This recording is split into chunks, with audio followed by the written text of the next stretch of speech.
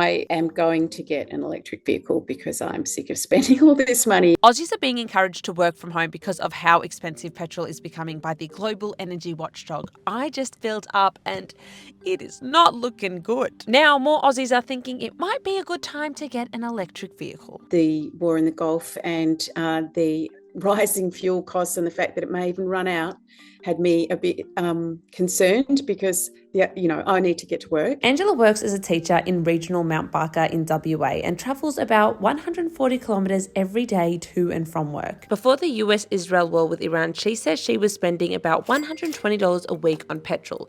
That's now up to $160. She says she'd already been considering getting a hybrid when her car lease ends in July, but says with rising petrol prices, she's now fully sold on electric. Just the idea of not having to spend any money on fuel at all, even though I know I pay for electricity, I still think it's going to be a lot more economical. As the war in the Middle East continues, it's created the largest supply disruption in the history of the global oil market, according to the International Energy Agency. The government maintains that Australia will not run out of fuel, but as more people are panic buying petrol, some petrol stations are actually rationing how much you can fill up. However, industry experts like Peter Anderson, who's the director of APCO, says it's only pushing the price of petrol up. So if you're wanting to save money, are EVs the answer? EVs generally cost more to buy than petrol and diesel cars, but they tend to be cheaper over time because they cost less to run. ABC Science calculated that it takes about 5 years for an EV owner to start saving money by paying less for fuel. And if fuel prices go up, it would take less time. 2025 was a record year for electric car options in Australia, and the cheapest EV coming to Australia this year cost about the same as its petrol equivalent.